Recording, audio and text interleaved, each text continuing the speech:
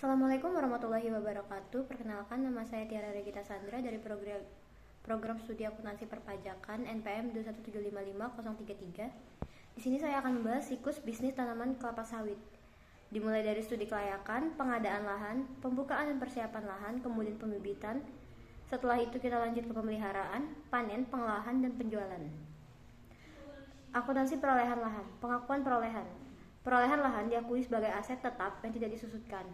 Perolehan HGU, HP untuk pertama kalinya diakui sebagai aset tetap yang tidak disusutkan.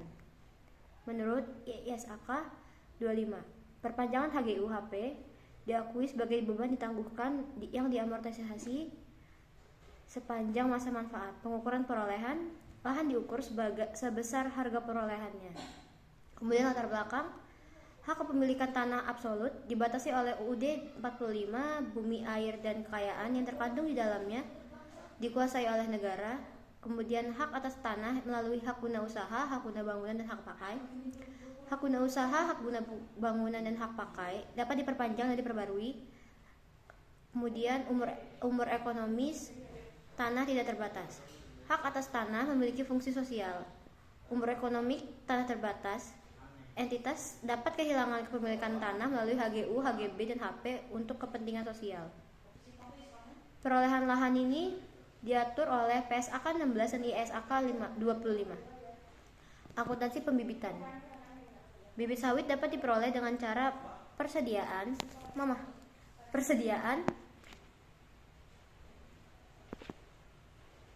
bibit sawit ataupun melakukan penangkaran sendiri. Untuk bibit yang ditangkar sendiri merupakan aset biologis. Perlakuan praktis, perlakuan standar. Kemudian penyajian dan pengungkapan. Lahan atau tanah disajikan di laporan posisi keuangan sebagai aset tetap, sedangkan tanah diungkapkan tentang kebijakan akuntansinya dan rincian saldonya terkait dengan saldo awal, penambahan, reklasifikasi, pengurangan, dan saldo akhir.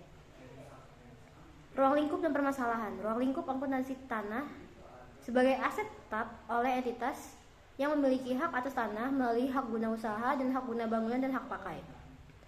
Permasalahannya, apakah tanah yang diperoleh melalui hak guna usaha, hak guna bangunan, dan hak pakai diatur oleh PSAK 16? B. Perolehan tanah, HGU, HGB, dan HP diakui sebagai aset tetap berdasarkan PSAK 16. Umur ekonomis tidak terbatas dan tidak disusutkan, kecuali terdapat bukti sebaliknya yang mengindikasikan bahwa perpanjangan pembaruan hak atas tanah kemungkinan besar atau pasti tidak diperoleh. Biaya mendapatkan hak legal, biaya perolehan pertama kali, kemudian bagian dari harga perolehan tanah termasuk dalam PSAK 16. Biaya perpanjangan atau pembaruan aset tidak berwujud dan diamortisasi selama mana yang lebih pendek antara umur hukum hak atau umur ekonomi tanah. Interpretasi. Contoh faktor penyebab umur ekonomi tak terbatas itu prediksi manajemen, kemudian kondisi tanah tidak layak, kemudian kebijakan dari pemerintah yang akan memanfaatkan tanah untuk kepentingan umum.